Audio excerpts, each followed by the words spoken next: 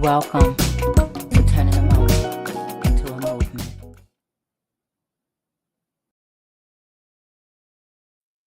Hi, everybody.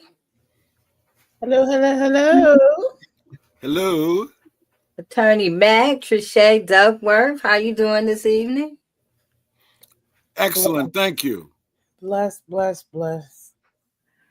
Welcome, everyone. We want to say hello to those who are watching on Facebook, Instagram, and YouTube, later on Spotify, who might listen together later on Apple Podcasts and all the other platforms that we're on. Hello, welcome.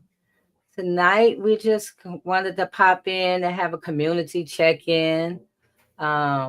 We had popped on last Sunday, you guys, and we had Krystal on, and it was a very touching conversation with her. Um, very revealing. We've been talking about Krystal for probably over a year now, if not longer. And so things are not getting better. So we're pushing it up. But yeah, so Trisha, let everybody know who you are and what you do, and then Attorney Matt. Just real quick, my name is Trisha Duckworth. I am the executive director of Survivor Speak. More importantly, I'm just a concerned citizen who is wanting to hear from Krystal tonight and continue to push the envelope so that we can get Krystal the help that she needs. So, Jay, thank you so much for this continuous sharing of Krystal's story on your platform. And I'm just honored to be here with you guys. Yeah. And Attorney Mac. Well, first of all, let me say thank you, Jay Love, and thank you, my sister Trisha, for being sentinels, And the thing of it is, it's always been a few people doing the work for the masses, people willing to put it all on the line, And as a Christian, I learned that from my studying and trying to perfect my relationship with God through Jesus Christ, He put everything on the line, for people who didn't even love him, didn't want him, didn't respect him, people who never would have done that, And so both of you got a special spot in my heart because you could be, I'm not involved. I ain't in there. It ain't me, but you're here because of the humanity in you. So I say, God bless you. And, and furthermore, if what the woman is saying is so ridiculous, why are you so opposed to it? I mean, if she's not speaking any truth, in other words, she's just, it seems to me, they're trying to say, well, the woman is just delusional or something like that, I guess, then why are you so pushing back on it? Okay. And what is wrong with having the federal government, the state government go and look at the prison? What is wrong with that? As a person with my own penitentiary experience, we need more transparency, not less, less, so I'm happy to be on here because I'd really like to hear what she has to say, J Love, and I'd like you to, if you don't mind, fill us in on what is the pushback. I mean, I don't even see an issue to push back on, unless you push back against the truth. So anyway, but Hugo Mack is my name. An attorney at law, one of 47,000 in the state of Michigan, probably the only one in the state of Michigan who does not look at themselves as parachuting from heaven to be with you today, to grace y'all with my presence, but a man who the grace of God and Jesus Christ came up from hell, to be with y'all today. So I know who my Redeemer is. I know what my purpose is, and that's to keep on fighting for the voiceless and the faceless, people that have been done wrong, and that's what it is, and when I get a chance later on, if the moment moves, I'm gonna talk about the hoopity, but it don't matter. This is a much more important topic we got to discuss tonight, and so I'm here to take part. And God bless y'all. Yeah, Tony Matt, thank you. So we just want to touch on, we got a little bit of backlash, a little bit of pushback of the conversation. And I want you to know that we just did it on the fly. So some people, maybe a few people had a hard time hearing it. So we did it a little bit different for tonight. But this is Krystal. The picture is Krystal before she became sick with being exposed to the toxic mold that's inside Huron Valley. And this is Krystal now. So people had called me like, oh my God, looks like she had a stroke. It does, but this is what the mold has done to her. I just wanted you guys to look at the 3 types of mold that was found in Huron Valley. And so I'm going to leave this on the screen for a second because I really want you guys to really get a look at what's in there. We're not just talking about, something regular. We're talking about some highly toxic mold. And we're talking about Krystal might be like the worst, but there are other women in there that is as sick, maybe not as sick, but sick like Krystal inside of there. As a matter of fact, we posted videos on different platforms, and there's women who have reached out to us that had been in there, didn't know why they were suffering from the things they were suffering from until they found out about this video that we posted. So these are the 3 molds. I just want you guys to be able to read them over for yourself before we watch the video or listen to the video, the audio of Krystal speaking tonight. And for those who would like to get in contact with Krystal, she's at Krystal Denise Clark. I'm going to say this for people who are not watching. Her name is Krystal Denise Clark. Her number is 435064.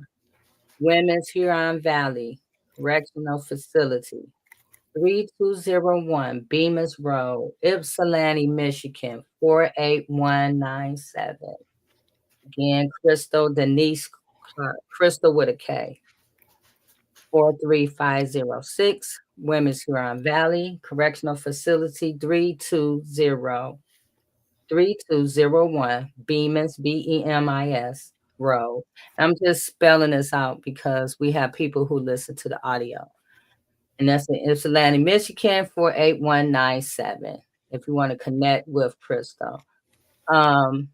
Last night, my daughter sent me this picture of what Krystal ears look like right now. And I just want to show that because they're saying like this is all in her head. She's making it up. I don't know if you can make up that stuff that's inside her ears. I don't know. I never seen this is what it looked like earlier this year. And this is what it looks like now. So, and for those who might be listening, you might want to go to YouTube and check out the video so you can really see the insides of Krystal's ear. That's just not dirt. That is something growing in her ear. She told me the other day that she can't even insert her hearing aid. She can't even hear in one ear because of this, what's going on. So that's a lot. So now I want to play the video of Krystal. This is from tonight. Maybe let's see what time it is. About an hour and a half ago. This call is from a correctional facility and is subject to monitoring and recording. 3-way calls are strictly prohibited and a violation of MDOC policy. Thank you for using GTL. Hi, Krystal. How are you today? Cold. Cold. We're having a little bad nosebleeds. Yeah, we don't got no heat or no hot water, and it's coming down out there. It's white out there. Yeah. Did you Nose been bleeding. Did you have to go Yes. over in the cold to get your medicine today? Yes, and I don't like it was like icy a little bit today. Like we couldn't really get through, so I had the wheels hold it up, pushing it through it. It was so bad this morning. And it's coming down bad out there now. We're looking at it. Yeah, it just started not too long ago. Yeah, I'm not. They're gonna have to, because the medicine is not helping anyway. So I'm just going over there for nothing. Wow. Just going over there for nothing. My ears just stand swole like they are. I know I saw the telling you. picture your daughter sent. Yes. It's bad. It's bad. I wish you could just like be here to get see it. Like it's been draining really bad. You could feel like the mold said, like you could this is. Oh no, it's not like when you feel it. I'm telling you, it's like it's hot and you can feel it. Krystal, it's a little worse than the last. It is. I told you. I've been telling her. People do not believe me. I've been telling everybody, like, listen, I know my body. Like, it's swelling through my body. It's like that. It's all over my chest, my breast. It is unstoppable. My eyes is real dark. It's like hurting my skin. I'm telling y'all, I'm not doing good. Now, I know I should not be saying this. I do pray on myself, but I have to tell y'all what's going on. It is bad. Like the stuff, like the medication, like at first I'm like, okay, it's working because it was pulling off. It's eating through the medication. That's because it's been untreated for a long time. Right. I know. And I get tired. I know. Yeah, I get tired of it. I saw your message. Oh my God! When I read, like they trying to say it's still. This is unbelievable what they doing. Like what people say this like this? I had wrote a grievance on them about the cold, and that was their response. And then at the end, that was for myself too. Like it's not all in my head. I'm not crazy. You can tell it's not all in your head, Krystal, because I'm looking at the picture. Right. Right, and they study trying to make it seem like they treat me for this paranoid, like I'm crazy. It's heartbreaking, and I don't care. It's messing with my mental for a doctor and medical staff to sit there and knowing that they sit here and let something affect me, it's killing me, and say words that they say, and they know something is wrong. Right now, I should be in a hospital on IV antibiotics right now. Oh, IV.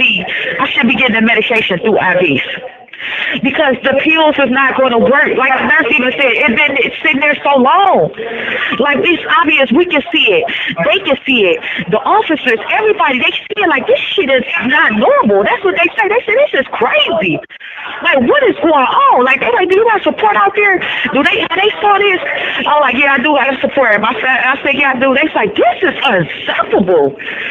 Like this actually is being here and seeing it. Like people seeing it. Like it's crazy. I had to put my hat on it because people stare at it and then they want to talk about you when they get mad.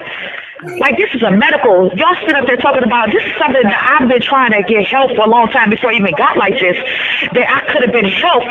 So they thinking everybody's faking when y'all knew something was wrong.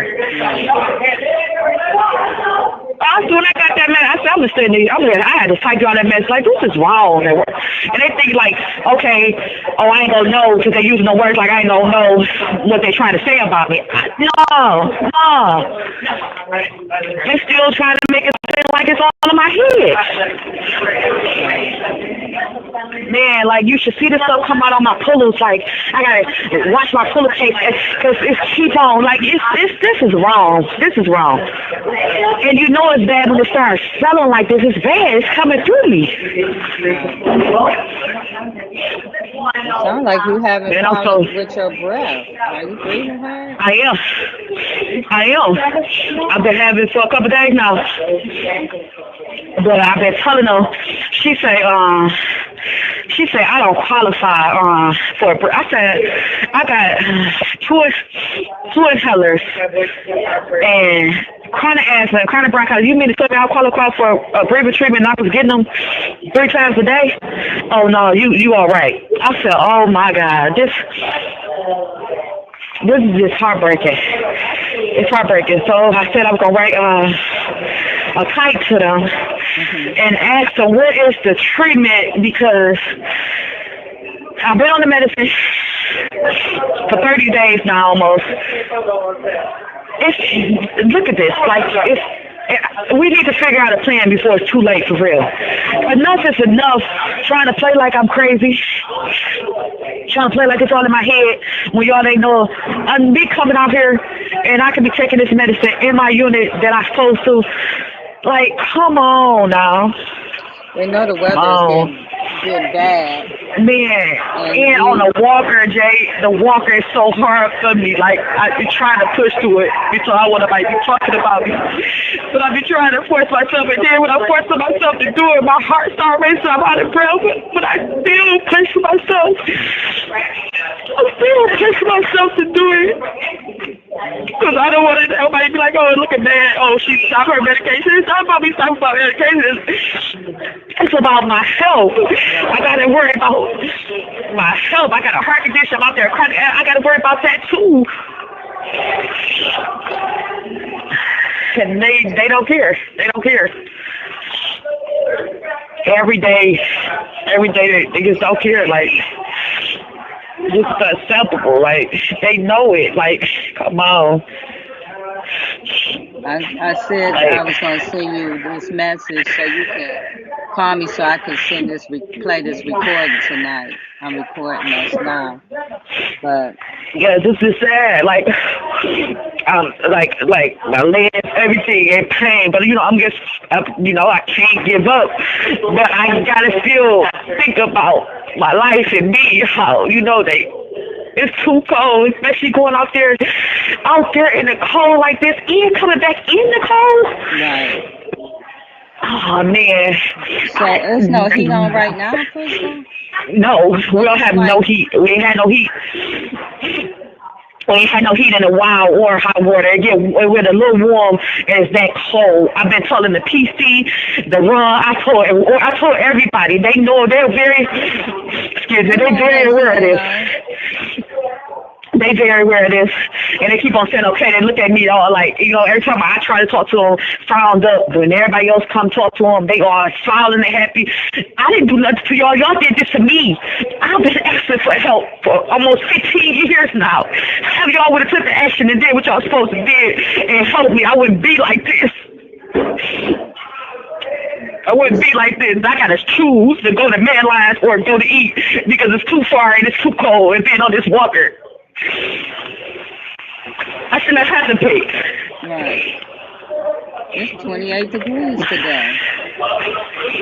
Man, this morning I took everything in me. I was like, but I just still went because they gonna make me look bad if I don't go. Right. They're gonna say you refusing treatment if you don't go. Yeah. But they're making it hard for you to get there. Yeah, and the treatment they're giving me, they know that it's not working because they waited too long. It's time to send me to the hospital, get the right blood work, get the tests done, and get treatment. And also, how is you going to treat me when I'm allergic to it and I'm still housing it? How's it going to heal when you got me still housed in it? When you got medical records saying I'm not supposed to house it, the hospital treatment is not going to do nothing. You still got me housing it. There's something that's affecting my body daily. Right. I don't think they're even thinking about that. I asked them. They still said, when I bring up them issues, they said it's all in my head. Like, it's nothing wrong. When they sitting up there with medical records from the allergy specialist telling them. It's just heartbreaking. Your medical records was talking about the 3 different type of moles that you are affected with. Man, this is crazy. Like it's just unstoppable. No one is like it's here. When I talk about it and I say something's wrong, they turn their head or they toot their nose up or it's just being swept up under the rug. Like I'm like, what if this was you? And some of them, I'm not gonna lie, some of them be like, this don't make no sense. And when they do try to help, they get in trouble. They're like, You're like, you can see the infection. It don't take a doctor to see this. Well, I'm just far back and I can see this. They said, this is a shame. Right. I had a lieutenant come in here 3 or 4 days ago and I showed her. She looked, she like, oh hell. She just like, no. Went to the officer and told her, call healthcare. She need to go to a hospital. The officer told her, like, we've been calling and I've been trying to get her help. Every time I come in here, they not helping her. They telling her it's nothing. Telling me it's dirt. Calling it dirt, calling it infection that you know that it don't look nothing like no dirt. That don't look like no dirt from them pictures. They know it ain't no dirt. And then he tell me, oh, let's just rinse it out. I said, if we're going to rinse it out, just scrape it out, like the nurse agreed, just scrape it out and send it to the lab and see what it is. Since you don't want to acknowledge it and sell my medical test, my blood, my test work, saying that it's a fungus mold. And so let's retest it and you send it out and then clean it out. Right. He said, oh, I'm not doing that. He said, I'm not doing that. They just want to flush and pour water and stuff in my ears, and it just make it real bad. It just make it angry, like it start getting swollen and it just start growing more. So I told him, I said, no, I'm not letting you do that. No, because when y'all do that, it just make it. I said, you're not giving me nothing, no medication on top of that. I know you mentioned you can't even put your hearing aid in that ear. Oh my God, I wish y'all can see the whole, like it's so close, like oh my God, like oh man, you gotta hear it from somebody. I wish you could just hear it from somebody else. Like you looking at it, it's like it's bad. It's bad. It's really bad. It's really bad, and it's hot. And it's staying hot, and it's swollen. You can feel it swelling. It's just, they know it. They know they're wrong for this. Yeah, it's just wrong. It's just wrong. Then I got to go back out here and go out here like this and on the walker and take the medication that I should have in my room, KOPs. Yeah, because when you going to get the ear drops? No, I did the eardrops for 14 days. Now I got to see 84 days, twice a day of the medication. Okay. Yeah, I did that for the 14 days, but now the medication twice a day, but it can be in the room. He doing this because he knows that I was under his care for what, 3 years almost now? Mm-hmm. He neglected, acting like he was trying to help. Not, I'm telling him what's wrong, he's seeing what's wrong, he documented that he don't see nothing, it's all in my head.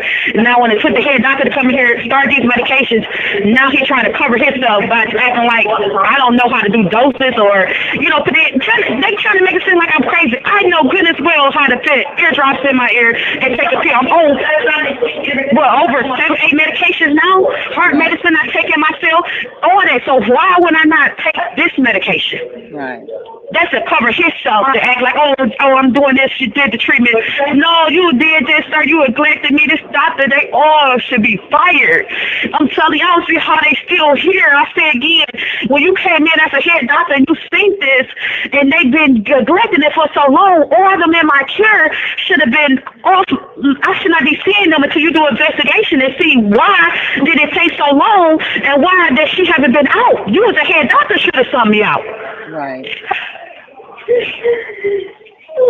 Like this man, I can't see nobody but him. Like I said, went over there Saturday for urgent. They told me Monday I see a Dr. T.A. Johnson denied seeing me. Told me she had too many people. This is an urgent visit. Made me wait till the next day to see Dr. Ellison. And he just looked at me like, oh, no. I just want to flush and pour that stuff in my ears and not treating it and not sending out to the place that you're supposed to send out to see what it is. But you can straighten everybody else's skin and everybody else was As soon as it comes to me, it's nothing. It's all in my head. It's all in my head. It's not all in my head.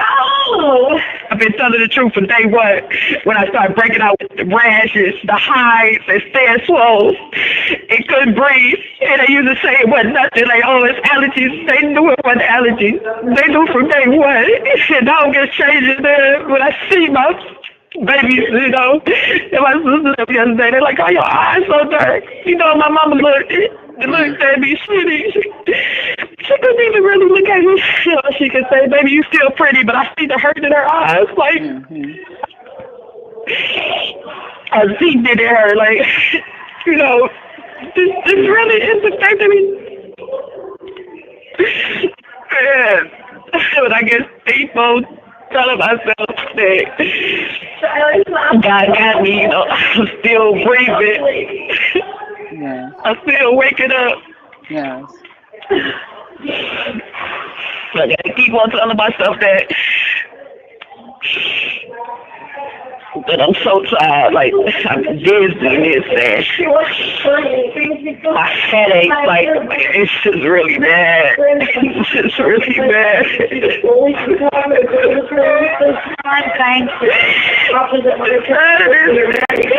Can't even get on the day, go sleep. It's affecting me daily, like it's no help.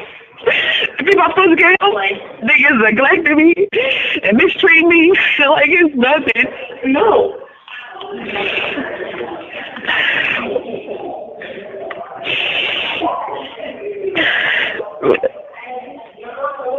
I just gotta know that something's gonna happen soon. Something good is gonna happen soon. And God, He see it all. He see it all. No way they was them or they family that let it go. Like this is just unacceptable. Like they should not make it so easy for them to just come here and take a test and come be nurses and do all that. It should be way more than that. And for doctors and all that background checks and all that, it needs to be more than just they just come in here and work and they've been and did everything else on their license, but they're allowed to come in here and experiment on us and do us like this. No, we should be treated like the same. They got some on their license, they should not be able to work in here neither. Exactly. Like this is crazy. Ain't nobody talking about that, so they, yes. Yeah, they take an oath. They're supposed to take care of you. You're in a state facility, right? And it's the state responsibility to take care of you. Right. And they saying I'm state property, but they telling me that I have to pay to go out there. If I want to see an outside doctor specialist, I got to pay for it. Why? You get money off me on state property. Why do I got to pay for something that I should be already going to see what's going on? How you going to tell me I got to pay for this? So what is the process when you see an outside doctor? They're saying that I got to pay for the appointment, find a doctor who will see me, and I have to pay for the appointment and pay for the two people that take me there and back. So you got to pay for the security. Yes. And you got to, is they going to approve it if you find a doctor? Yeah, they said if I find a doctor, what they do, the doctor set up the visit. And then I had to put the money in the account and then take it out and pay for the people. Yeah, the paperwork, you had to do the paperwork. I signed the paperwork and the doctor. That's what they told me. And that's what they put in writing that, hey, if I want to see a specialist, I got to pay for one. But I think it probably will be best if me pay for one that's outside of this place so I can get some help. Right. But I'm in here, I got to get the money. It ain't easy, like, Right. It ain't easy like that. So that's what we're gonna do. We're gonna find out the process of that, how much it costs, and then we're gonna see if we could do a fundraiser. Because if they're not gonna take care, see, this is the crazy part. They're not gonna take care of it, but they're gonna let you pay for somebody, outside person. Right. That don't make sense to me when you can just send me to a specialist that already had asked to see me again, and you won't let them see me. Right. But at least if we can find a doctor that we're willing to see me and see how much and know what's going on, maybe that would be the best. Maybe that will be the best for me because I can get the right treatment and they can see what's going on. Right.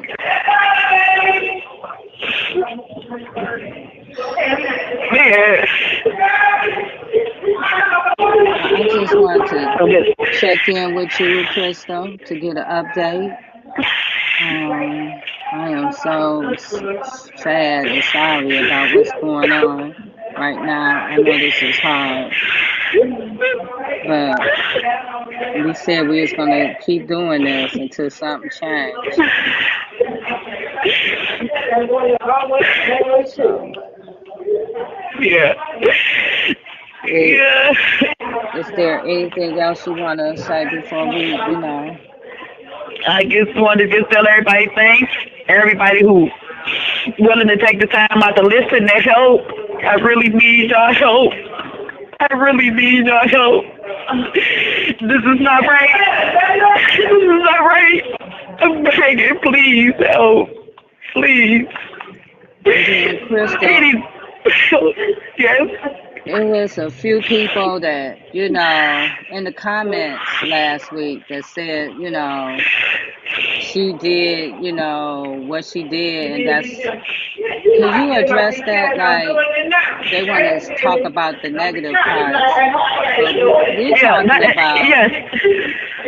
Go ahead, Krystal, I'll let you address it. Yes, and talking about the negative part, let me tell you something, for everybody, I don't owe you anything but God, and I'm in here for a crime that I didn't do, and I've been fighting for 14 and a half years, almost 15 years. Don't judge a person till you get to know a person. You wasn't there, you don't know my story. So if you ain't got nothing nice to say, and you ain't no believer, you should not even be comment. I've been away from my family, I said again, for 14 and a half years, my kids and my loved ones, for a crime that I didn't do, and been fighting and never gave up. And I'm still standing because of the grace of God. So I tell you, but don't judge a person because you never know what God got for you. You can not do anything to be in my shoes today. So all you negative comments, may God bless you. And you never know what God got for you. This is my life. I'm fighting for it. This is my life. I'll fight for it. So you telling me, let me say again, you telling me if I did commit my crime, that I deserve to die? That's what you're telling me? Y'all people that make them ugly comments gotta answer to God. But I'm telling you, if I did it, I don't owe you nothing. I can say I did it. I'm in here for a crime, like I said, almost 15 years in SRB that I've been fighting to get back to my loved ones. Shame on y'all. Shame on y'all. Y'all so quick to judge us. And we don't never tell them what y'all doing out there. And if y'all judging yourself, y'all don't even know us, so quick to judge us. Should be a shame on y'all. We got people here dying. Innocent people been here doing 40 and some years or 50 some years for a crime they ain't do. And y'all sit up here and judge us and don't even know us. Shame on y'all. It's God's decision to judge us, not y'all. And I'm telling y'all, may God bless y'all, because He see it all. And I'm a believer, and I have faith in God. And I know my day is coming. Oh, Jesus. Thank you, Krystal. Because people are so quick to judge, and they don't even know. They don't even know. Don't even know. They just reading something. Don't even. Ooh, Jesus. You read something that the prosecutor and the judges corrupt. They win a case that throw an innocent black woman behind bars and don't take this the wrong way. Let a Mexican go. Let a white one. Let a Mexican go. So don't take this the wrong way. You got to look at the story and read. Don't judge me until you know my story. We talk about made up 11. Ooh. Made 11 different lies. 11 different lies on the stage that said that the officer made her pick and say that and told her she will never see her kids. So that's why she said it and told so many people, had so many people that's witnessed that they wouldn't even let testify. So if y'all want to know my story and know anything about me, find out before you start judging and look at yourself. Oh, Jesus. Hallelujah. The shame on people to quit to judge us and don't even know us and don't even know our story. But you will know my story. Oh, they can't hold me forever. Everybody will know my story. They will. I have no reason to sit here and tell y'all I've been fighting for almost 15 years to get back to my family for a crime I didn't do. And y'all so big and so quick to judge the people in prison. You got good people behind bars. You have good people behind bars. I guess women's, men's too, that y'all took their life for so long. Brothers been sitting there for so long because nobody believed in them. Everybody gave up on them. So they just let it go. What about those people too? My voice stands for all, not just one, for all. They've been down 30, 40 years. No family, no nothing. The people just gave up on, so quick to judge. Oh, they did it. Especially us black people. I'm not trying to bring no racist, but we get treated so unfairly. They just throw us behind bars. Yes. Don't even let us have a fair child, none of that. So for y'all people out there speaking negative, I guess tell you, may God bless you. And you never know. You ain't got to do nothing to come here. So you should choose before you judge and choose your words before you start judging. Oh, Jesus. And just think. Jesus. But I know God see it, and I know God knows me, and I know He knows my heart. And He would send His people out there, His angels, to fight for His child. He know He the only one. He the only one see it all. He see it all. But we gonna let some little negative comments. We're not gonna let that get to us. We don't believe in the devil and negative comments. We don't believe in none of that. We believe in the higher up, and the higher up is about to come and show out.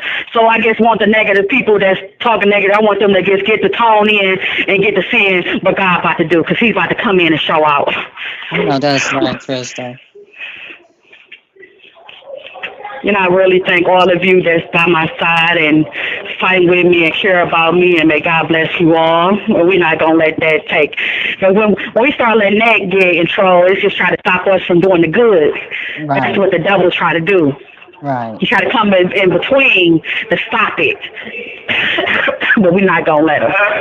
You have 1 minute remaining. Oh, Jesus. We're not going to let him. I know that's right. He never lost a battle, and he never will. So we just got to keep on praying up. And thank you, Jay, so much. Thank you so much. You're welcome, You're an awesome person. You're welcome. Awesome.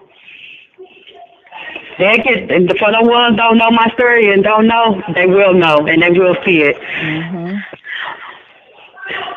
And then don't get to running and saying this and saying that. You're so quick to judge somebody you don't even know. Right. Oh, Jesus. But we pray for those people. We don't wish bad on them. We pray for those people. Yes, we do, Krystal. Well, And yes, and thank you so much. I'm gonna go out here and take these meds. yes. And we're going to Thank talk. you for using GTL.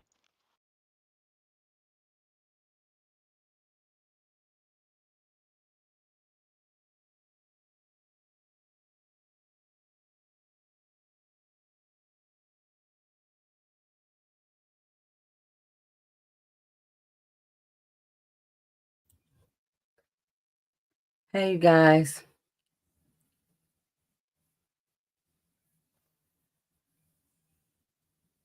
Yeah. I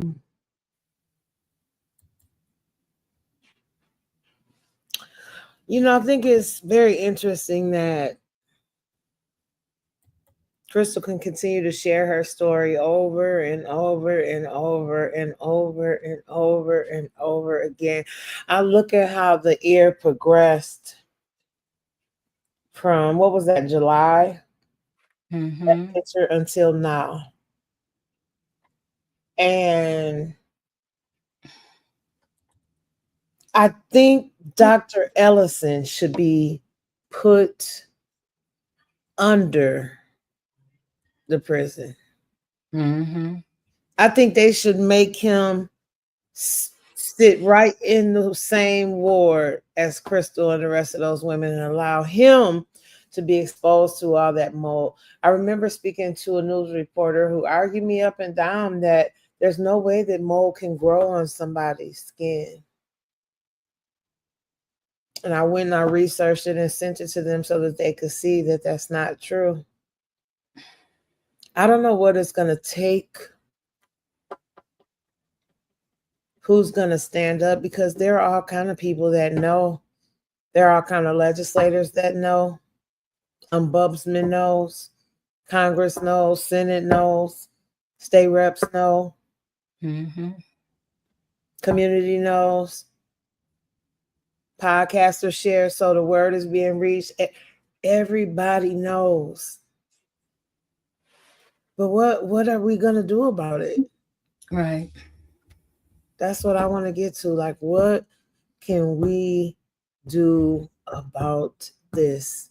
Because Krystal is dying. She's dying. And what are we going to do about it?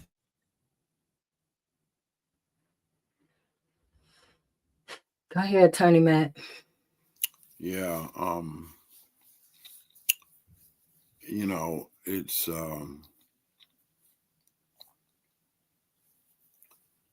It's really disheartening, we it's hard to know what to say, J Love, because 3 weeks ago the majority of people in this country decided that integrity is meaningless. Okay? It's meaningless. And I guess what I look forward to interfacing with my conservative leaning colleagues is that if you could support a situation where a man says that 34 times he was wrongfully charged and convicted of felonies which he never committed, how the man has got the authority to say the entire jurisprudence system of laws in this nation is corrupt and he is a victim of a corrupt society, and have 75 million people in this country ride with that. What we need to do is keep forcing the moral imperative of, well, if you 75 million people are right and this can happen to a white man of privilege, what makes you think it can't happen to a black woman in southeastern Michigan? See, who doesn't have the ability to say, I need to be able to remain out on bail, post no bail, no bond, travel around the country, and have charges dismissed against myself because the system is so corrupt. So if it's corrupt for the most influential and powerful, the moral imperative that I keep on pushing is, why is it not corrupt and wrong for Krystal Clark? Mm-hmm. Unless that moral imperative, that statement only applies if you're white and wealthy. Right. Okay. See, because the truth of the matter is, and I don't care who's listening to this. I'm not worried about nothing. I'm not fearing nobody. The truth is, we need to be very, very, and I'm sorry, we just got to ask the question. If Krystal Clark was somebody else other than who she is, I mean, I certainly don't want to see anybody else of any race go through what she's going through, but I'm just so curious, y'all. Would it have gotten to this level? Would it have really gotten to this level if this was not a black woman? A black woman would they say some kind of a criminal justice history? You know what I'm saying? And I guess the thing that is so amazing is we will have people come to us and ask for our help in coalitions, for example, around women's reproductive rights and things like that. But I'm sorry, y'all, somebody got to keep saying this. The people that we allow to be around us and we stand and march with them and folks like that, I don't really see them marching with us. I don't really see why it is we can have such a big push in the state of Michigan about women's rights and women's health issues, but that seems to stop at the prison door. Mm-hmm. Krystal Clark, whatever you think about her, as if you have a right to judge her, she's an American citizen, y'all. She didn't lose her citizenship because she went into the penitentiary. I know some people want y'all to think that. They want y'all to think that, but she's an American citizen. Has the same right to fundamental freedom as the rest of us, with certain curtailments because of her situation. But, Declaration of Independence, life, liberty, pursuit of happiness, free from cruel and unusual punishment under the Eighth Amendment. So, and its counterpart in the state Michigan Constitution 1963. So, when I listen to y'all talk and I feel, we got to keep talking. And I know talking probably is not helping Krystal, but it's not stopping us from raising the issue. And I'm saying that my prayer and my belief is, if we don't give up, the greater good, God good is in us than is in the world. See, I refuse to believe anything other than that. You know what I'm saying? So, Yeah. J Love, Trichet, we got to keep pressing the issue. And in every venue we can, and I'm saying this, and I'm be quiet. My heart breaks for Krystal. It does, because I don't care if she is Lizzie Borden, the Boston Strangler. I mean, all these negative things that you can say about somebody. Her humanity must not be denied. See, Right. that's the part that gets me. You are denying this woman's humanity. See, the truth of the matter is, you wouldn't let a dog at the Humane Society be treated like that, to be honest about it. Mm-hmm. I'm through. Where's the right to life on it? We got people right to life. Good point. Where's the right? Where do they draw the right to life? That's right. Is it just for a baby, an embryo, or is it for everybody? Mm-hmm. Because she deserves the right to life. That's right. She does. She deserves to. She didn't get a death sentence. No. As a matter of fact, the sentence that she's serving will be up soon.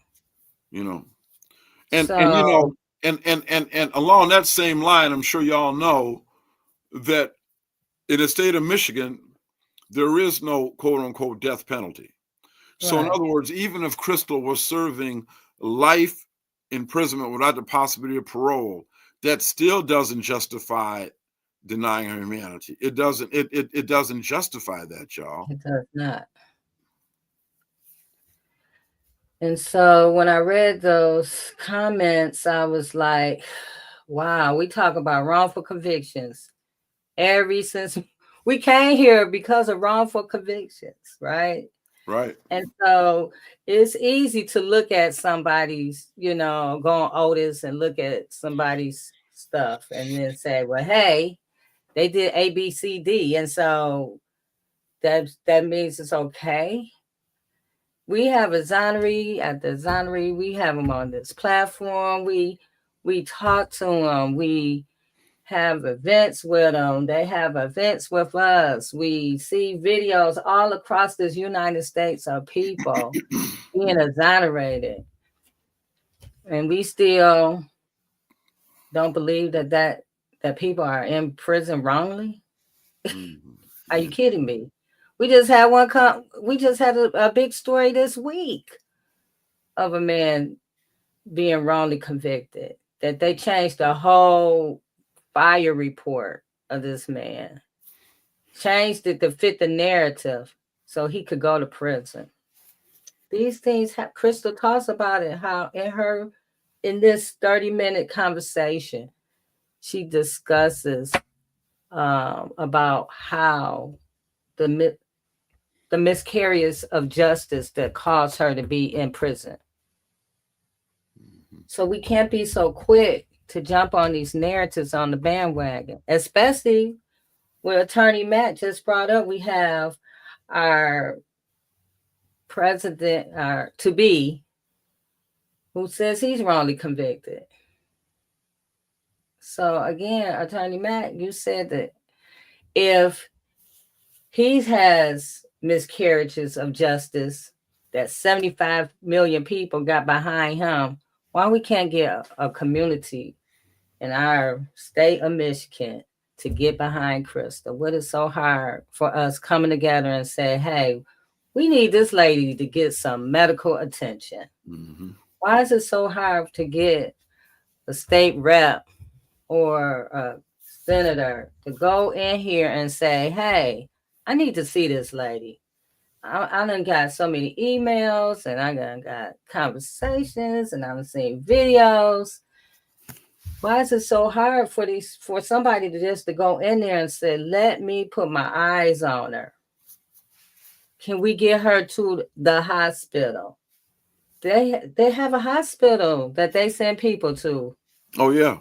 In these facilities. Mm-hmm. She's not far from it. Mm-hmm. The hospital that they use. Mm-hmm. How hard is that? You know, these are we asking you to give her medical attention.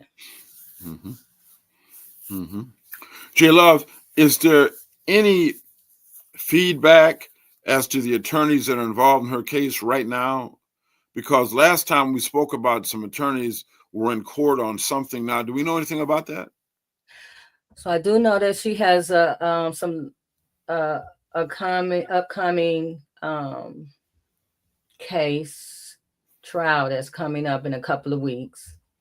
I do know that in regards to the lawsuit regarding the mold.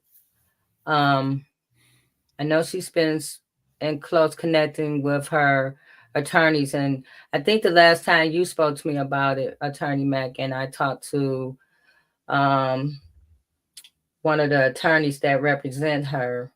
They actually went in there and saw her, and they saw her attorney has connected or contacted the warden, but they're still dragging their feet. They even reached out to the AG, and they pretty much gaslighted and said that she's in a clean facility and she's getting medical attention. So I guess even if they give you an aspirin, you're getting medical attention. Not the appropriate. They didn't say she's getting the appropriate medical attention. They just said she's receiving medical attention. So this is where we at. You know, I thought about it. And it falls in line with what we're going to talk about, but I think about the judge. She should be ashamed of herself. She said that Women's Huron Valley Prison is not liable or responsible to remove mold from their facility. And I'm like, but then there's a law for, what is it, cruel and unusual punishment. It's true. Mm-hmm. So I have a huge problem with the folks that are supposed to be upholding the law that mix and twist the law to do what they wanted to do. And these are folks that, some of these folks, like that judge was a judge that was voted in. That judge was a judge that we picked. Well, I didn't pick her because I don't live in that area, but that judge was a judge that got picked over and over and over and over and over again. So when we look at wrongful convictions or criminal justice, I hate to even say criminal justice reform because I don't believe in it anymore. I don't believe that something that is so rotten to the core can be reformed. Mr. Lee Tucson said it best. He said that his granddaddy one day, they were out at the apple tree and the rotten apples were falling down to the ground. Mm-hmm. And he said something about, I can't remember all the logistics, but he said basically like, it's not just that the apples are rotten, because if the apples continue to be rotten, that means the tree is rotten. So there's no such thing as a bad apple, right? It means that this system that needs to be held accountable in multiple ways. And that's a way. Because if we would have had a judge that was upholding the law, we might not even be right here where we are right now. That could have helped countless women in there, because Krystal Clark is not the only one that's being exposed to this mold on a daily basis. You're right, because I even talked to a mother whose daughter worked inside there, who was so sick she quit, and it was from the mold. So we can, there's women who are coming home that have been sick from the mold and not even know it was the mold. That's true. So we have these conversations, and this is not the only facility. I just saw last week that there was another women's facility, not in Michigan, and I want to say it's California. I'm not sure, but that they found it was so full with mold and the insides was so inhumane. They did a report on it. And I was like, wow, we're talking about this in Michigan, and it's all over the place. Are these places getting the right maintenance, or they just let it go until, it all fall apart? I mean, who's checking? Who is the person making sure that the things are getting done inside? Is there a system to make sure that these the system, the air ducts and all these things are clean? Is there somebody that's making sure that the ceiling is not leaking all over the place and spreading mold? I mean, who does this? It seems like it's all over, that these places are so like third world countries inside some of these facilities. Mississippi, we saw that videos, countless videos of what was happening in Mississippi, Alabama, all over. And so when we're talking about this, we're talking about all over these places. And I agree with you, Trisha. It's so horrible. How can you say we can reform this? It's horrific. And so as we're standing up for Krystal, we're standing up for everybody. Yeah. Karen says, my daughter was hospitalized after working there for less than 6 months. Huron Valley. People have been coming home talking about Krystal. It's not like, we're seeing pictures, and we're also listening to women who are coming from that facility and talking about how bad this woman looks. She has children that one of her babies was a couple of weeks old, and I think he's 14 or 15 now. This has been going on, she said, since she got infected with that mold. So, we're just going to continue to raise our voices, stand up for Krystal. We're going to just keep talking about it, bringing Krystal in to have these conversations and updating us. We're going to still rally behind her. We're going to still, work on action plans to stand up, and we're going to let you know. And I just ask you guys to join us to help us advocate for Krystal and all the women inside Huron Valley.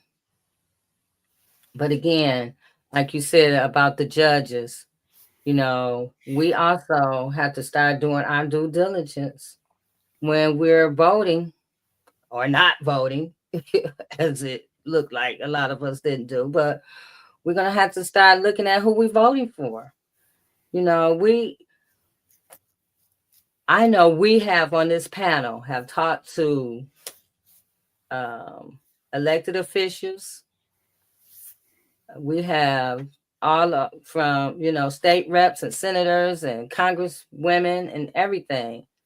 And we're going to have to start just saying, hey, if they're not doing what we're asking, if they're not concerned, then why are we still voting for these people? That's right. I don't care who it is, really. That's right. If they're not doing what we need them to do, if they're not standing for us, then why are we still pushing these people in office? And then we only see them at election time again when they show up or want to have a little meeting or want to show up on a podcast or want to come to the church. When we going to start saying, I'm good. We're going to find somebody else to take your spot. When we going to stop voting for the same prosecutor for 20 years when that office has done harm and continuing to do harm? When are we going to say no? Mm-hmm. We got to start doing something. We are waiting for somebody else, and we can do it ourselves. Mm-hmm. All right, Attorney Matt, you can take the floor. Well, you're so right, J Love. And, the thing of it is that we've always been the first to service, but the last to be served. Mm. I like that. First to service, last to be served. Don't y'all try to coin that before I can patent it. Because we have served in every war this country has fought in. Okay? Less pay, poor equipment, segregated regiments, and that, and the last to be served. And, the thing of it is, my scripture teaches me that God causes all things to work together for good to those who love and worship him in Jesus Christ. And, mass deportation is not a good thing. I mean, it's not a good thing. And Muslim ban is not a good thing. But you know what? If people start to see how they are impacted, it's hard to look away when it's your grandmama that's being put on that bus, okay, to go down south of the border, okay? And so what I'm saying is that the pain that's coming, like I said, I guess I want to be careful about this because I'm not wishing pain on anybody. But you know what? I guess I'm not so bothered by other people starting to experience the pain that we have, okay? Because it just seems to me, unless they experience that pain, and I'm gonna tell you a great example, tragic as it was, when that boy shot them people up at that high school outside of Detroit. You know what I'm saying? With that qualified immunity piece. I hate to say it. Terrible thing the boy did, terrible thing.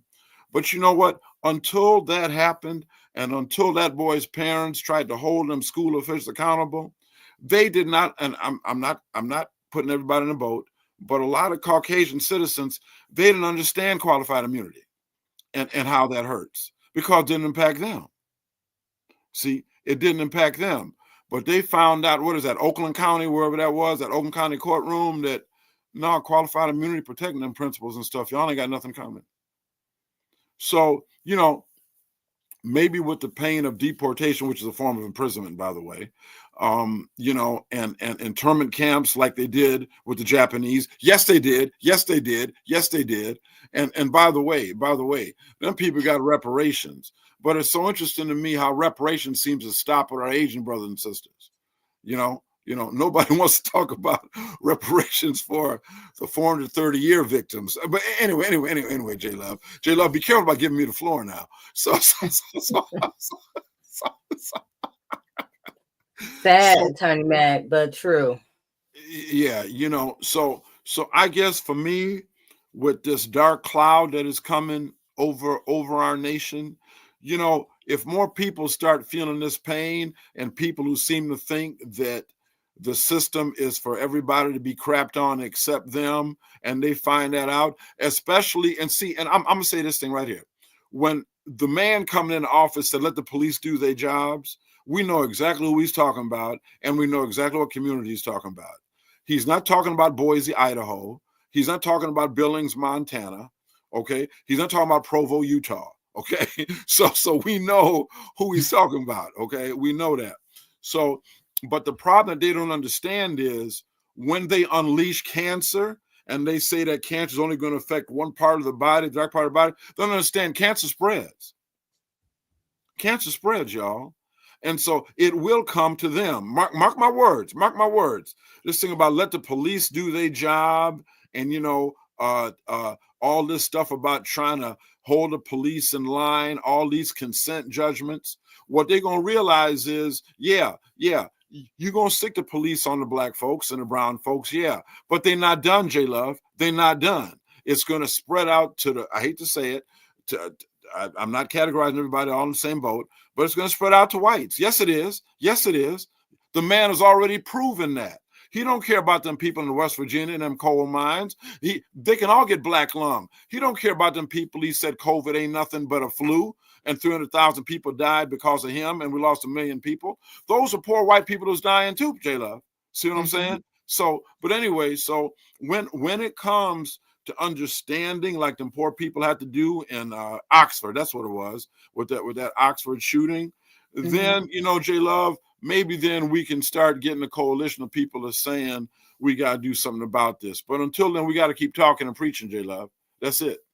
Right, because people don't understand what affects me today will affect you tomorrow. Exactly correct. Exactly right.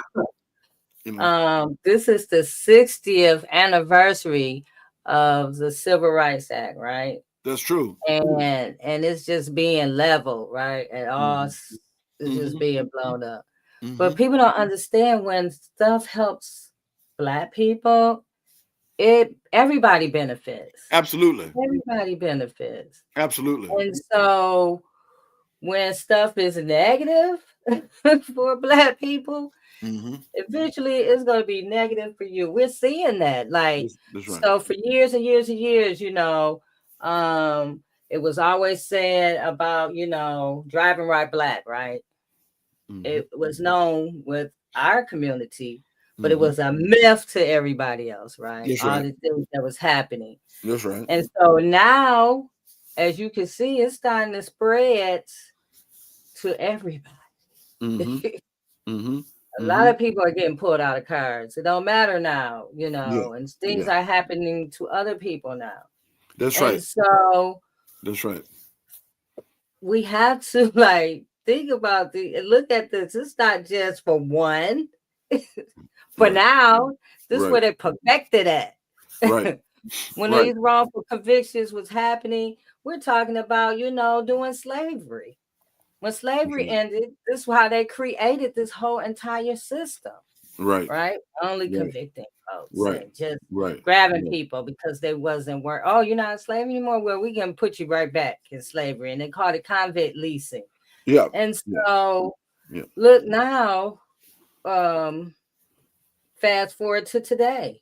Look how even though, you know, Black people are, you know, 14% of the population and of the United States, but they're heavily populated in the prisons. But look who's all in there, you know, and look who else is being wrongly convicted and being exonerated. Right. So we're talking about everybody. This is a problem for everybody. When we're talking about Krystal, we're talking about all these women that are in these messed up facilities. That's right. That's right. That's right. And J People who Love, are working there. right. What about them? That's right. And I'm gonna say this thing. What these people, it's amazing. You know, if there's a pollutant in the air, it don't stop at Krystal Clark's cell. You know, it don't stop at her cell. Warden, shift commander. It don't stop at her cell. So why y'all is laughing and saying ain't nothing wrong with it? See, that's what amazes me. These people seem to think they're somehow immune from all that. Right. Okay? You know, shocking. And J Love, I'm gonna say this, and Trisha, I'm gonna say this. You know, only when it affects them will they start to understand. Heroin and cocaine usage, that was just fine as long as it was in a certain community with certain people. Okay. But when that started to spread, like fentanyl and all that kind of stuff, and it was young white boys and girls started getting dying because of that, you know, oh, we got to do something about it. Oh, we got to do something about it. You know, J Love, you and Trisha are too young to know, but there was a TV host, like a game show host named Art Linkletter. Okay. Art Linkletter. And the problem in the 50s and 60s with drugs and LSD and stuff, that was funneled primarily to black neighborhoods. Okay. To black neighborhoods. But then when a man named Art Linkletter's daughter got hold of some of that LSD and stuff, went to like a 7-story window and jumped out of it to be with the butterflies and fly with them, then and only then did the community start. And don't take my word for it, Google it. Art Linkletter's daughter jumps out a window, kill herself. Okay. And only then did Mr. Linkletter start saying, we got a bad drug problem in this nation. Okay. So all I'm saying is, and I don't wish this on people, but they're going to have to feel the pain of it, J Love. They are, I'm sorry. And it's not going to be, it can no longer be just a black thing. They're going to see, wait a minute now, y'all done come after us now. You know, they'll see. Yeah. Yeah, you're right, Attorney Matt. It's so sad. It shouldn't take it of, but yeah. Yeah. Yeah. You know. But So, still we rise, J Love. I don't know if that was Maya Angelou that said that, and still we rise, you know. Yes, that was her. Yes. So, yeah. So, Attorney Matt, you had something that you wanted to, as we speak about judges and stuff. Yes. Well, and see, the thing of it is this. I'm just going to be real clear about this. Joe Biden has been the most transformative president in the history of this nation. Much more transformative than Barack Obama, who I love, by the way. Not everything about him, but I sure love a whole lot more about him than what I would criticize him for. Okay. So what Joe Biden has done, and finally the Democrats showing some spine, should have been done. Joe Biden to date, before he's out of his term, has nominated, and the Democrats holding on by a breath in the Senate, by the way, because you know the Senate is changing in January. The House of Representatives will stay with Republicans in January. A Republican will be president in January. But before he leaves, Joe Biden has nominated, and the Senate has confirmed, Democrats, I might add, by and large, 61 black judges, 39 of them black females. So you see, and now Donald Trump on social media is saying, stop all that, y'all. No more Senate, no confirmation of judges until after the first of the year. I mean, until after I get in office. Well, what he means is, don't let no more of the darkies up in there, y'all. This is wrong what y'all is doing. Even though Donald Trump and Mitch McConnell, AKA Turtle Man, okay, I was wrong. I shouldn't have said that. Some people said the man looks like a turtle, but but see, I'm wrong because my mom would tell me all the time, Hugo, if you want to laugh at somebody, just walk past the mirror. And mom was right, so I apologize. The man does not look like a turtle. let's just say tortoise.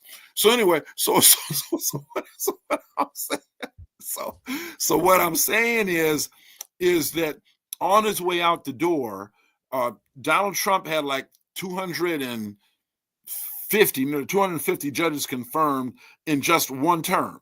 Okay, because Mitch McConnell and them were there. You remember those 3 justices for the Supreme Court that he got through? You remember that, J Love?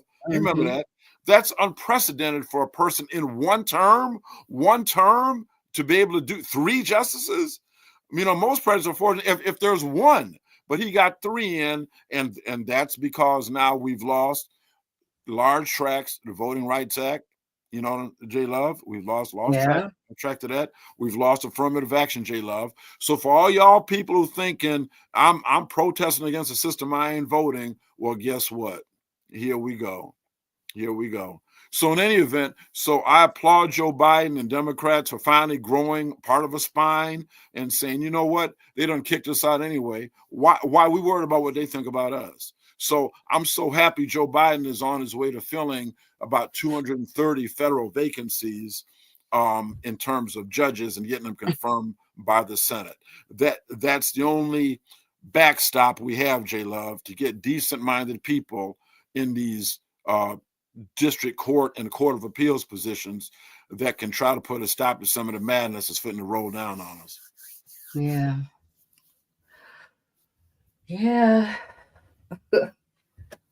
Well, we have this check in because there's just so much going on, and you know, people are feeling, you know, with these holidays rolling around and getting close to January, and they feeling really, you know, fearful about, you know, what we have to look forward to. But I think what we have to look forward to is, you know, organizing. That's right. I think what we have to look forward to is coming together. What I think we have to look forward to is, you know, working on legislation, educating each other about, you know, our own histories, and remembering who we are, and standing up. I think we have a lot to look forward to. That's not all gloom and doom, but it requires us to have courage. That's right. And strength and faith. That's right. And putting that faith into action. That's right. You know, we can pray, but prayer without action, what is that? Right. Faith without action, what is that? We have to be able to stand on what we believe in. So I think we have to look forward to people, you know, getting up and being responsible and getting out here now. You know, you said something earlier. It always took the few to stand up for the many. I remember Sam used to say that every week. Like, it always take a few to stand up for the many. It's time for the many to come on together with the few.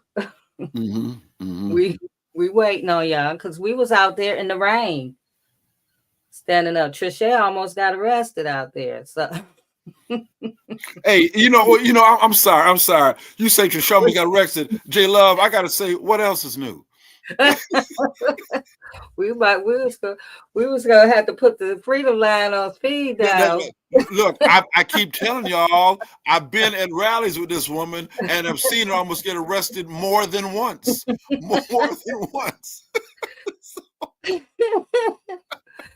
She probably still be in there right now. No. That's why I got quiet. I pushed as long as I could push her. Then when he was getting ready to get my ass, I got out of the way. I didn't want my mama to have to spend her turkey money. I didn't want to miss that good turkey. I ain't really a Thanksgiving fan, but I still love me a good turkey and some dressing. And J Love, not that y'all did not believe me, but when I talk about Art Linkletter's daughter, I just Wikipedia'd it. Her name was Diane Linkletter. Okay, in 1969, age of 20, committed suicide, jumped out a window high on LSD. Jumped out a window high on LSD. And it was only then that that man started saying, oh, we got a terrible drug problem in this nation that's affecting our young people. Sorry, the man had to pay a terrible price. But if that price help people understand, quit trying to make this about, it's just infecting the blacks and it's not affecting the rest of us. How dare you say that about fellow human beings and fellow Americans? But, the devil is a lie. You hear me? The devil is a lie. And J Love, let me say this one thing on my soapbox. I'm sorry. The devil is a lie. Yeah, yeah, yeah,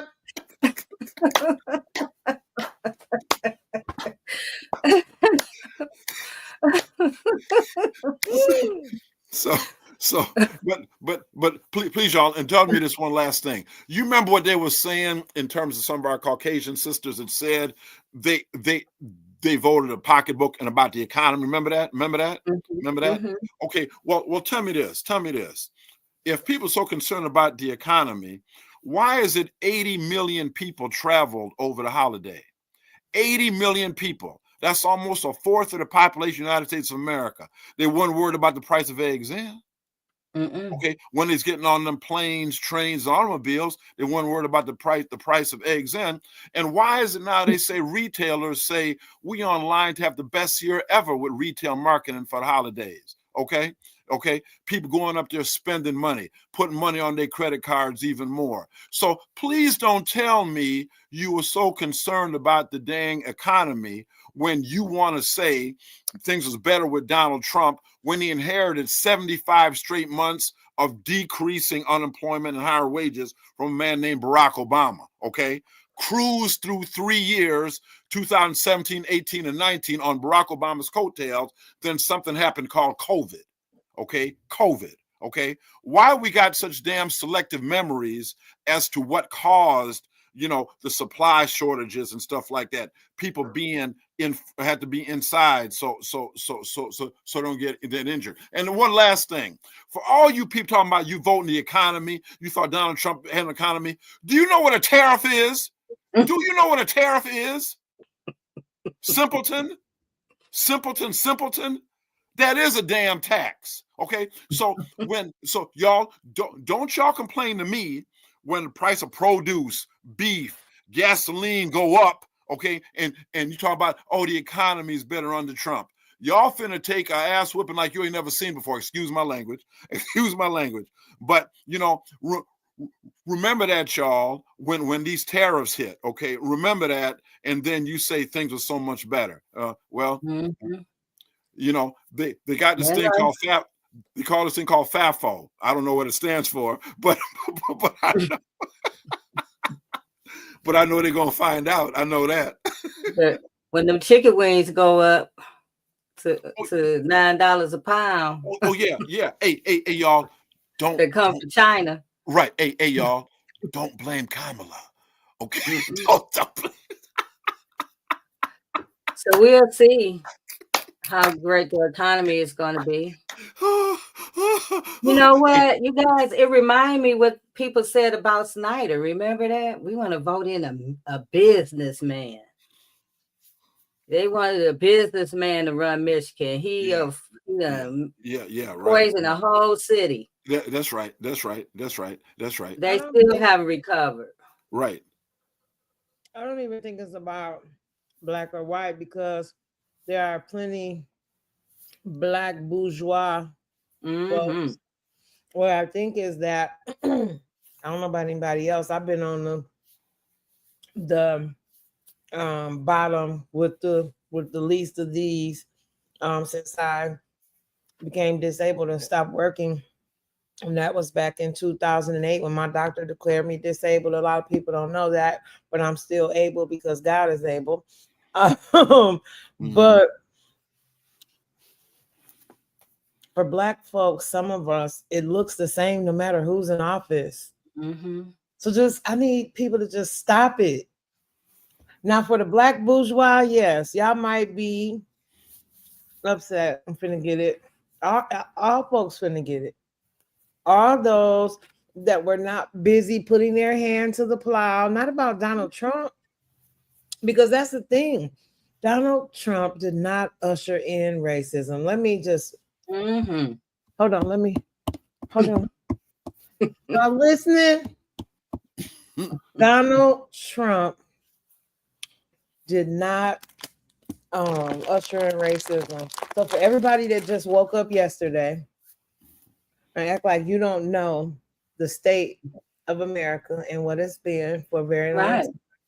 And that means all of us, because even our own people, we don't know who we are. But I mean, we got to come back for this conversation. But think about critical race theory, right? That's just scratching the surface of it, because let's talk about the fact that we've been here. Our what do they call it? Archaeologists, or all of these folks out here that's digging and searching, we go back 10,000 years on this earth. That is above any other human origin. So we're going to talk about race. It's really, I was talking to Jane Elliott. Oh, what an honor. And I told her, I said, Jane Elliott, I said, race is, I'm trying to sound just all like, oh, I know what I'm talking about, right? Race is a social construct. And, she said, don't say that no more. She said, it's just simple as race is a damn lie. And she said it. She said, we all cousins. Mm-hmm. So they got us fighting about race, when in all actuality, every race comes from the Black race. Mm-hmm. The mitochondrial DNA of a Black woman. Yeah. So it's like, if we really get real about that, because that's going to be really the only way that we can ever come together, is if we're clear that there is only one race. It's the human race of many different hues. And so if something happens to me, then it happens to you. And that's as simple as it is. That's across the board for everything. Wrongful convictions, what's going on with the election, no matter what. If we all realize, wake up, Black man, wake up, Black woman. You think it won't happen to you because it's not you today, but it could be. The onus is on all of us to fight for freedom. Not just on the few, like you said. It's on all of us. It's on all of fight. us. What's that saying you be saying, Jay? Oh, ain't none of us free until we are free. That's true. That's true. Amithia said, it's about the haves and the have-nots. But the messages from the establishments keeps us divided, so the haves have more. I agree, Amithia. It's not about, for them, it's not about race. It's not, because they're not listening to them, the people who are siding with them. It's about the haves to have more. And the race is what keep us distracted and divided, so we can't come together. That was on purpose, though. That's the thing that we got to wake up and realize. That was on purpose, because if they keep us fighting about that, then we will not pay attention to what is going on with capitalism. They don't care about none of us unless we have money. That's it. But guess whose money that they're spending? All of our dollars. What was it? What is it to the one? It's in the trillions, right? We saying we don't got power. We got power. We spent it today on Black Friday. That's true. That's true. That's true. true. You're right, Trisha. And those, we was out there sliding into each other. Pushing, shoving, elbowing. You know what I'm saying? Hold on, I gotta repent, because I was out today, but it wasn't for Black Friday. My birthday is Wednesday, and I needed an outfit for my birthday. I was out, but it was not for Black Friday. Just, I don't want to be no hypocrite. If somebody got a picture of me on Facebook.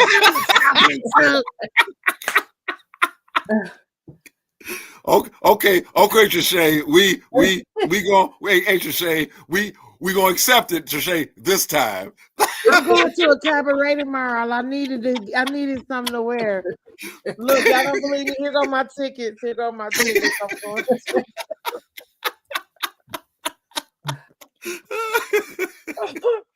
Oh gosh. Yeah. We I'm going believe you, to a Trisha. cabaret.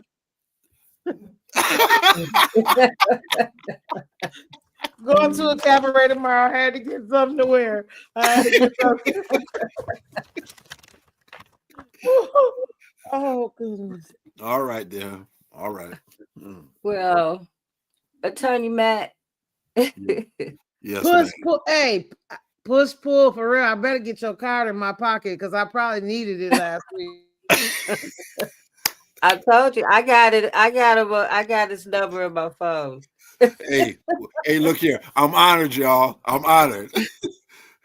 Trisha, you know I'm a phone call away, Trisha. You know that. You and your puppy. You know.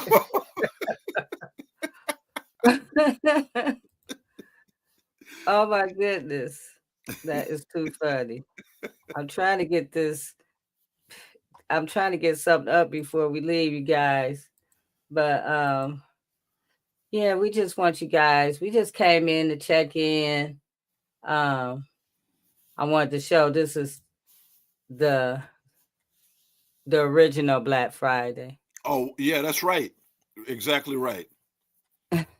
Slaves sold at a discount. That's exactly right. That's exactly right.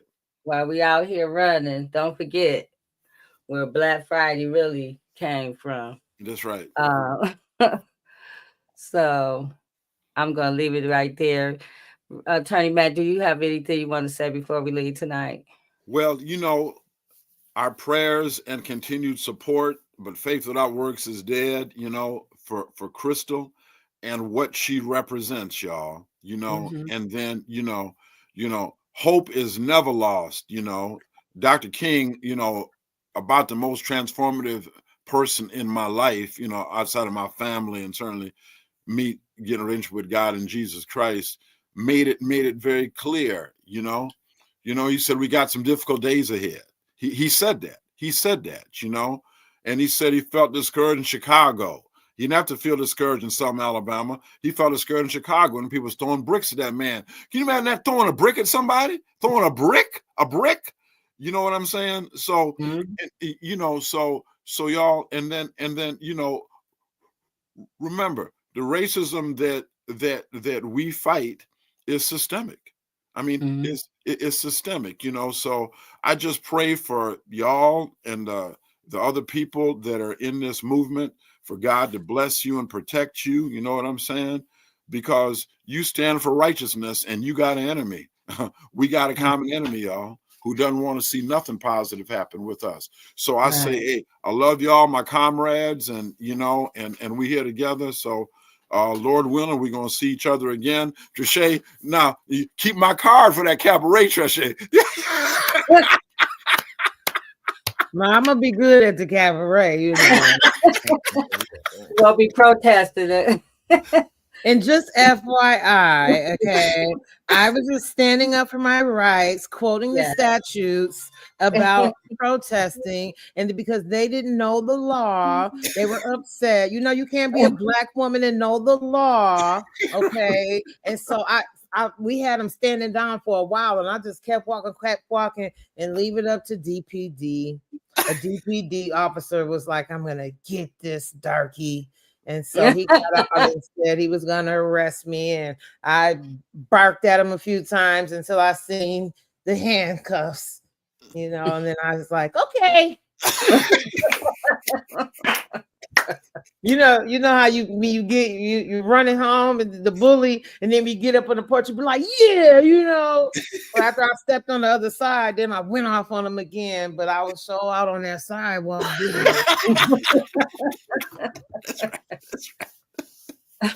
That's right. Well, Trisha, just in case, my phone is always fully charged. Okay. 239-3118. 239-734-239-3118.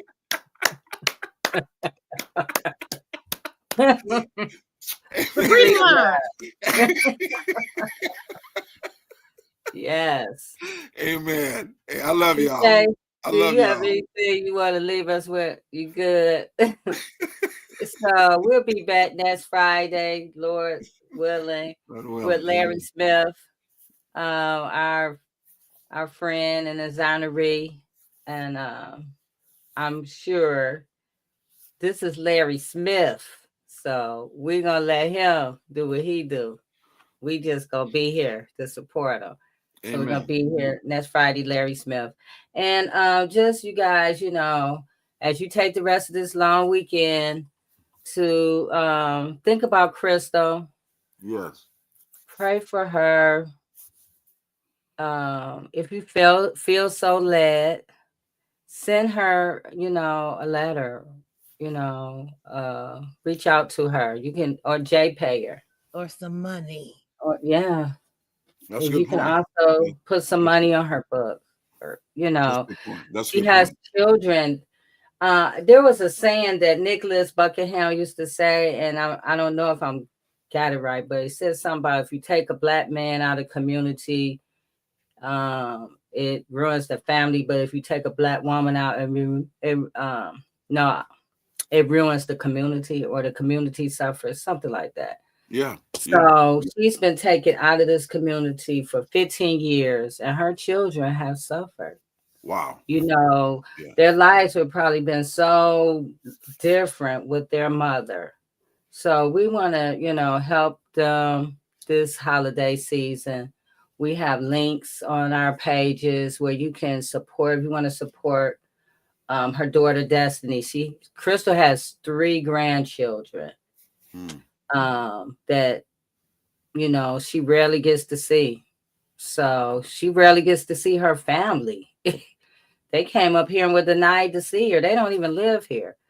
So if you just feel moved, you want to help Krystal, help her children, help her family, her daughter, her grandbabies. This is how we all could be community for this family. That's right. And I just want to leave that with us for tonight. And with that, I'll see you guys next Friday, turning a moment into a moment. Good Be night. blessed, y'all.